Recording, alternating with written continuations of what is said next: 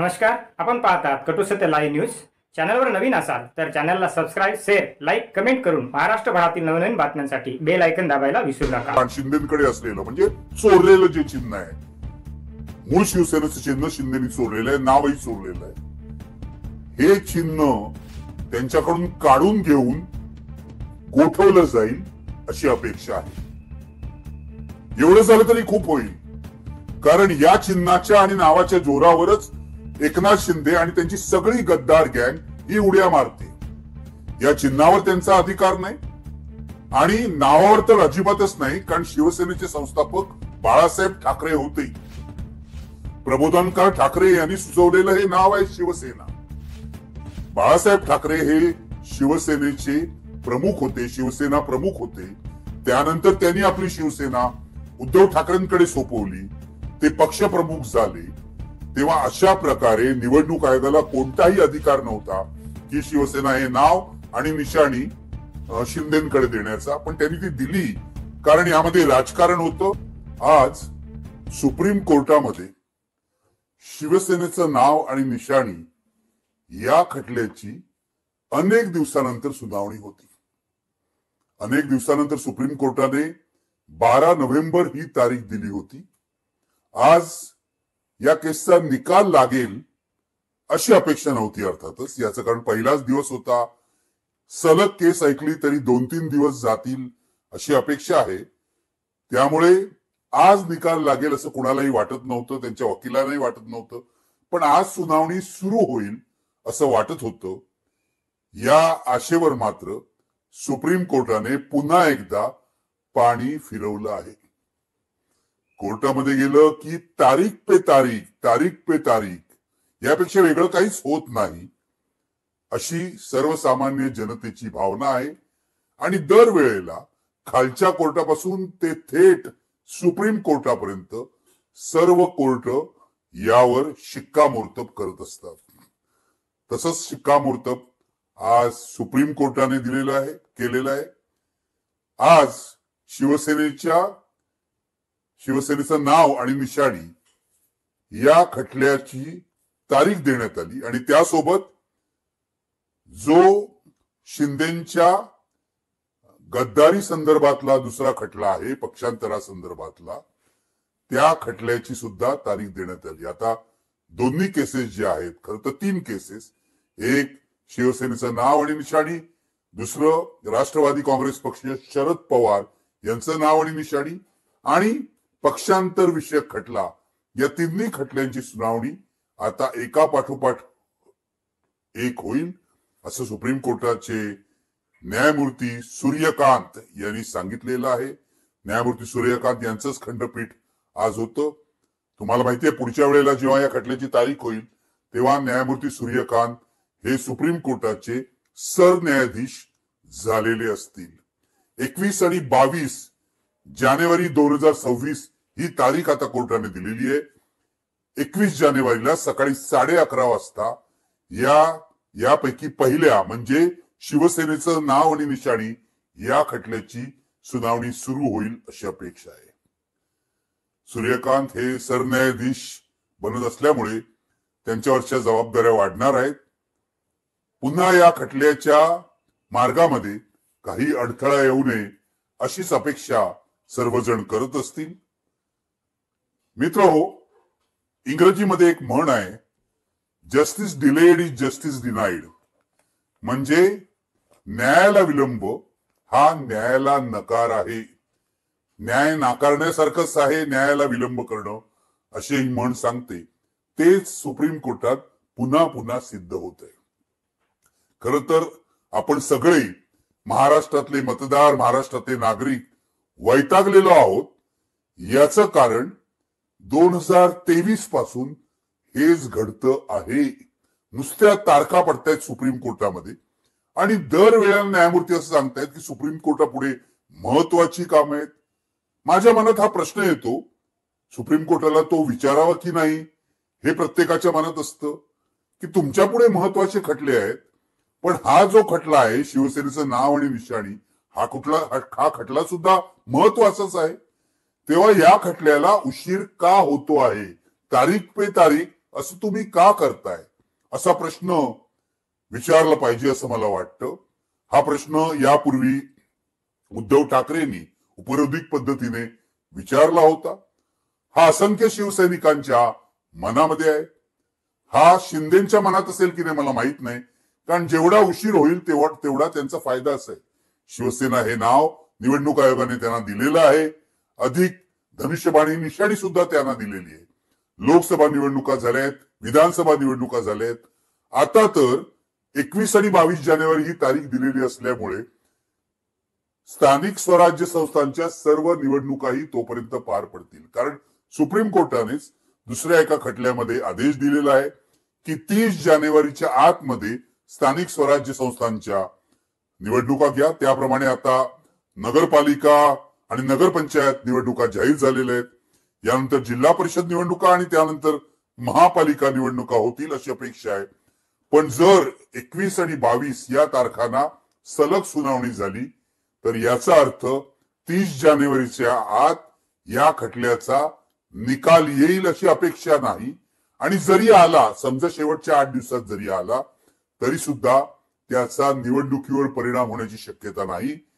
कारण जर सुप्रीम कोर्टाने निकाल दिला की शिंदेना मिळालेलं नाव आणि निशाणी योग्य नाही, धनुष्यबाणी निशाणी आता फ्रीज करायला पाहिजे, गोठवायला पाहिजे, तरी त्याचा उद्धव ठाकरेंना महापालिका निवडणुकीत, नगरपालिका निवडणुकीत काहीही उपयोग होणार नाही. नगरपालिका निवडणूक, महापालिका निवडणूक, जिल्हा परिषद निवडणूक उद्धव ठाकरेंच्या शिवसेनेला मशाल ही निशाणी घेऊनच लढावं लागेल. मित्र, हे दुःखद आहे. अशा प्रकारे न्यायाला उशीर होणं, एखादा महत्वाचा खटला असतो राजकीय दृष्ट्या, त्याचा वेळच्या वेळी निकाल येणं आवश्यक असतं. पण सुप्रीम कोर्टाला महत्वाची काम आहेत असं सांगून जर न्यायाधीश एखाद्या खटल्यामध्ये तारखा देत असतील तर सर्वसामान्य माणसाला तक्रार करायला जागाच राहत नाही. कारण उद्या तुम्ही तक्रार केलीत, न्यायाधीशांवर टीका केली आणि एखादा शब्द पुढे मागे झाला तरी कंटेम्प्ट ऑफ कोर्टचा खटला होऊ शकतो. त्यामुळे आपण सर्वसामान्य माणसं न्यायालयाला घाबरूनच असतो. खर तर असंख्य मराठी नागरिकांच्या मनामध्ये आक्रोश असेल, त्यांना असं वाटत असेल की न्यायालयाला तारस्वरात हा प्रश्न विचारला पाहिजे की तुम्ही हा उशीर का करताय, तुमचा प्रॉब्लेम काय आहे.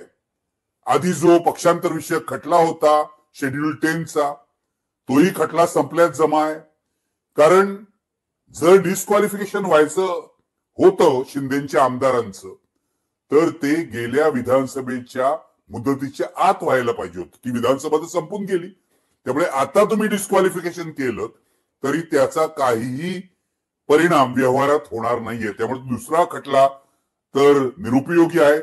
केवळ त्याला अकॅडमिक महत्व आहे. सुप्रीम कोर्टाने त्या खटल्यालाही उशीर केला, आता या खटल्यालाही सुप्रीम कोर्ट उशीर करते. आज न्यायालयात काय झालं हे मी तुम्हाला सांगतो. फारसा काही युक्तिवाद झाला असं नाही. शिवसेनेचे वकील आणि न्यायाधीश यांच्यामध्ये काही चर्चा झाली.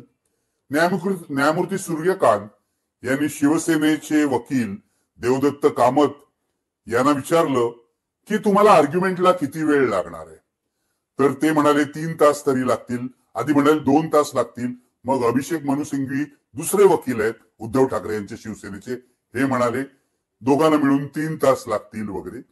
त्यावर मुकुल रोहतगी होते शिंदेचे वकील, यांनी प्रतिसाद दिला.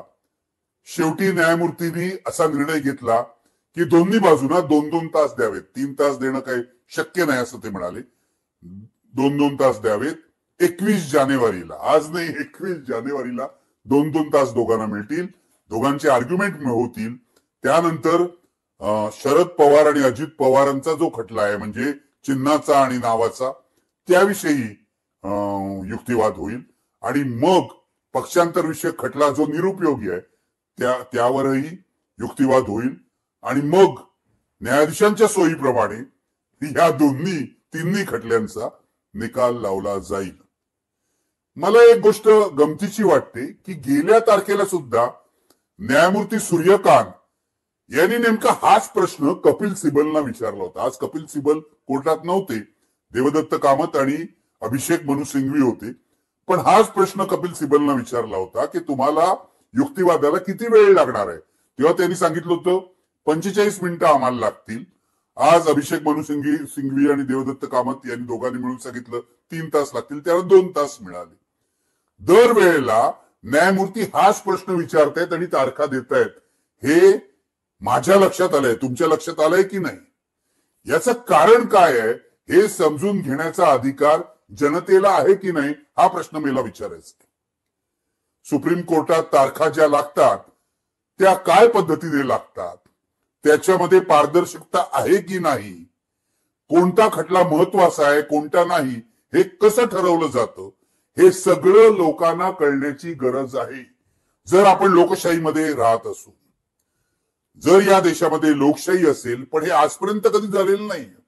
स्वातंत्र्यापासून आजपर्यंत सुप्रीम कोर्टाने याविषयी कधीही सविस्तर काही नागरिकांना सांगितलेलं नाहीये की आम्ही अशा अशा तारखा देतो. तिथे जो सरन्यायाधीश असेल त्याच्या मनाप्रमाणे तारखा पडतात असा जनतेचा आग्रह आहे. उमर खलिदच्या प्रकरणामध्ये काय कशा तारखा पडल्या, एका विशिष्ट न्यायमूर्ती समोरच उमर खलिदचं प्रकरण कसं काय आलं, ज्या न्यायमूर्ती मोदी धार्जिण्या होत्या त्यांच्या समोरच उमर खलिदचं प्रकरण कसं काय आलं, हे सगळे प्रश्न आपल्या मनात आहेत, या शंका आपल्या मनात आहेत. पण सुप्रीम कोर्ट, सर्वोच्च न्यायालय यांचा वचक एवढा वाढवून ठेवलेला आहे, यांचा धाक एवढा वाढवून ठेवलेला आहे की सर्वसामान्य माणूसच काय, वकील सुद्धा हा प्रश्न विचारायला धजत नाही, ते लक्षात घ्या. त्यामुळे ठीक आहे, आज 21 जानेवारी 22 जानेवारी तारीख दिलेली आहे. स्वाभाविकपणे उद्धव ठाकरेंचे जे प्रतिनिधी कोर्टात हजर होते, अनिल देसाई हजर होते, अरविंद सावंत हजर होते, ते बाहेर येऊन त्यांनी ज्या प्रतिक्रिया दिल्या आहेत, किंवा असीम सरोदे कोर्टात हजर होते, त्यांनी बाहेर येऊन जी प्रतिक्रिया दिली आहे ती थोडीशी निराशाजनक होती. त्यांची निराशा होणं स्वाभाविक आहे, कारण काहीतरी आज हालचाल होईल नगरपालिका आणि महानगरपालिका निवडणुकीच्या दृष्टीने असं त्यांना वाटत होतं. ते काही झालेलं नाही. पण त्यांची जी प्रतिक्रिया आहे की न्याय मिळेल, न्याय हा वेळेत व्हावा लागतो असं अनिल देसाई म्हणाले, हे अगदी बरोबर आहे. न्याय वेळेत झाला तरच त्याला अर्थ असतो. मी जे सुरुवातीला सांगितलं, न्यायाला विलंब झाला तर त्याला काहीही अर्थ नसतो. असीम सरोदे तर म्हणाले कोर्ट इज ऑन ट्रायल, म्हणजे कोर्टाचीच परीक्षा आहे. कोर्टामध्ये ट्रायल होते बरोबर आहे, खटला होतोय बरोबर आहे, पण आता या खटल्यामध्ये कोर्टाचीच परीक्षा आहे. इतक्या तारखा कोर्टाने दिलेत. मी तुम्हाला आठवण करून देऊ इच्छितो टाइमलाईनची. फेब्रुवारी 2023 मध्ये निवडणूक आयोगाने शिवसेनेचं नाव आणि चिन्ह शिंदेकडे सोपवलं होतं. त्यानंतर अख्ख्या 2023 या वर्षामध्ये फक्त एकदा सप्टेंबर महिन्यात या खटल्याची तारीख आली. त्यानंतर 2025 उजाडेपर्यंत तारीखच आली नाही. युक्तिवाद वगैरे तर पुढच्या गोष्टी. मग 2025 मध्ये मे महिन्यात तारीख आली, त्यावेळी पुन्हा सप्टेंबरचा वायदा झाला. हेच होते न्यायमूर्ती सूर्यकांत. त्यांनी असं म्हटलं होतं की आपण सप्टेंबर महिन्यात ऐकू. पण सप्टेंबर महिन्यात न्यायमूर्ती सूर्यकांत यांना घटनापीठामध्ये बसावं लागलं. ज्या घटनापीठापुढे प्रेसिडेन्शियल रेफरन्स होता, त्यामुळे तो खटला अधिक महत्वाचा होता. त्यामुळे सप्टेंबर महिन्यामध्ये सुनावणी झाली नाही. मग आता ऑक्टोबरमध्ये सुनावणी होईल असं सांगण्यात आलं, ती सुद्धा झाली नाही. 12 नोव्हेंबर ही आजची तारीख होती. आज काय झालं हे मी तुम्हाला सांगितलं. आता माझी एवढीच इच्छा आहे की जे काय व्हायचं हे 21 आणि 22 तारखेला व्हावं. तुम्हाला जो काय निर्णय द्यायचा आहे, माझी काही सुप्रीम कोर्टाकडून फारशी अपेक्षा नाही. निवडणूक आयोगाने घोर अन्याय केलेला आहे उद्धव ठाकरेंवर. शिवसेना हे नाव काढून घेऊन आणि धनुष्यबाण ही निशाणी काढून घेऊन सरळ सरळ पक्षपाती शिंदेच्या बाजूने निर्णय त्यांनी दिलेला आहे. आणि माझं असं म्हणणं आहे, सत्ताधाऱ्यांच्या दबावामुळे हा निर्णय दिलेला आहे, स्पष्ट आहे. पण न्यायमूर्ती सूर्यकांत जो काही निर्णय देतील तो त्यांनी असीम सरोदे म्हणतात त्याप्रमाणे कारण मीमांसा देऊन जर दिला, सविस्तर कारण मीमांसा देऊन, तर त्याचं विश्लेषण तरी करता येईल. पण जशी न्यायमूर्ती चंद्रचूड यांच्याकडून माझी काही अपेक्षा नव्हती, कारण त्यांनी जवळजवळ फसवलंच लोकांना. पक्षांतराचा जो खटला होता त्याला उशीर केला विधानसभा अध्यक्ष राहुल नार्वेकर यांनी. त्याचं अपील सुप्रीम कोर्टात गेलं, पण न्यायमूर्ती चंद्रचूड पुढे अनेक महिने असून सुद्धा त्यांनी त्याची सुनावणी घेतली नाही. तोपर्यंत विधानसभेची मुदत संपली, खटल्याचा काय उपयोग राहिला नाही, वगैरे वगैरे वगैरे हे तुम्हाला माहितीये. त्यामुळे आता जे न्यायमूर्ती चंद्रचूडनी केलं ते न्यायमूर्ती सूर्यकांत करतील असं मला अजिबात वाटत नाही. माझी फारशी अपेक्षा नाही, मी तुम्हाला सांगतो. माझी किमान अपेक्षा आहे की कायद्याच्या नियमानुसार, कायद्याच्या चौकटीमध्ये हा निर्णय व्हावा. मागे मी चर्चा केलेली आहे, निर्णय काय होऊ शकतो. बहुसंख्य कायदेतज्ञांचं असं म्हणणं आहे की शिंदेचं जे चिन्ह आहे धनुष्यबाण, शिंदेकडे असलेलं म्हणजे चोरलेलं जे चिन्ह आहे, मूळ शिवसेनेचं चिन्ह शिंदेनी चोरलेलं आहे, नावही चोरलेलं आहे. हे चिन्ह त्यांच्याकडून काढून घेऊन गोठवलं जाईल अशी अपेक्षा आहे. एवढं झालं तरी खूप होईल, कारण या चिन्हाच्या आणि नावाच्या जोरावरच एकनाथ शिंदे आणि त्यांची सगळी गद्दार गँग ही उड्या मारते. या चिन्हावर त्यांचा अधिकार नाही आणि नावावर तर अजिबातच नाही, कारण शिवसेनेचे संस्थापक बाळासाहेब ठाकरे होते. प्रबोधनकार ठाकरे यांनी सुचवलेलं हे नाव आहे शिवसेना. बाळासाहेब ठाकरे हे शिवसेनेचे प्रमुख होते, शिवसेना प्रमुख होते. त्यानंतर त्यांनी आपली शिवसेना उद्धव ठाकरेंकडे सोपवली, ते पक्षप्रमुख झाले. तेव्हा अशा प्रकारे निवडणूक आयोगाला कोणताही अधिकार नव्हता की शिवसेना हे नाव आणि निशाणी शिंदेकडे देण्याचा. पण त्यांनी ती दिली, कारण यामध्ये राजकारण होतं, राजकीय संगनमत होतं. निवडणूक आयोग निपक्षपातीपणे वागलेला नाही. पाहत रहा निर्भीड सत्य, अर्थात सर्वसामान्यांचे व्यासपीठ, आपल्या सर्वांच्या हक्काचे चॅनल कटू सत्य लाईव्ह न्यूज. धन्यवाद.